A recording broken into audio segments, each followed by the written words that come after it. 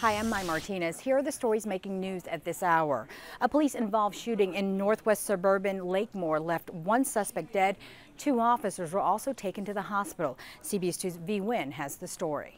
The Lake County Major Crimes Task Force is now investigating this officer-involved shooting. It began when a Lakemoor officer noticed a car parked here near the golf course, and you can still see some of the yellow markings on the ground. Investigators say they are now working to see if the suspect killed is wanted on a homicide warrant in Pennsylvania.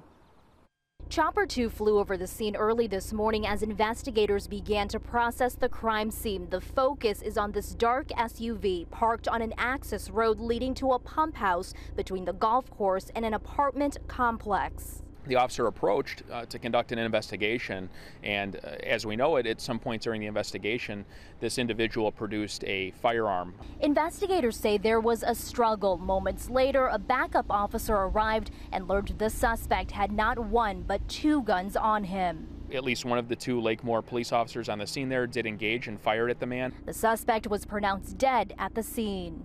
Did he fire at the officer? Something we're still looking into. People who live nearby say they heard what sounded like a gunshot early this morning. I started freaking out because I have anxiety. And so I thought, is this another, there couldn't be a gunshot around in Lakemoor.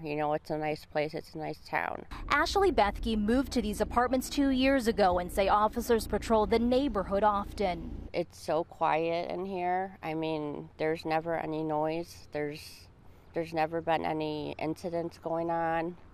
So it's a big shocker. Now, investigators say the two officers involved had body cams. They were taken to the hospital for evaluation. At this time, investigators have not released the name and age of that suspect. And CBS 2 meteorologist Robb Ellis has your forecast.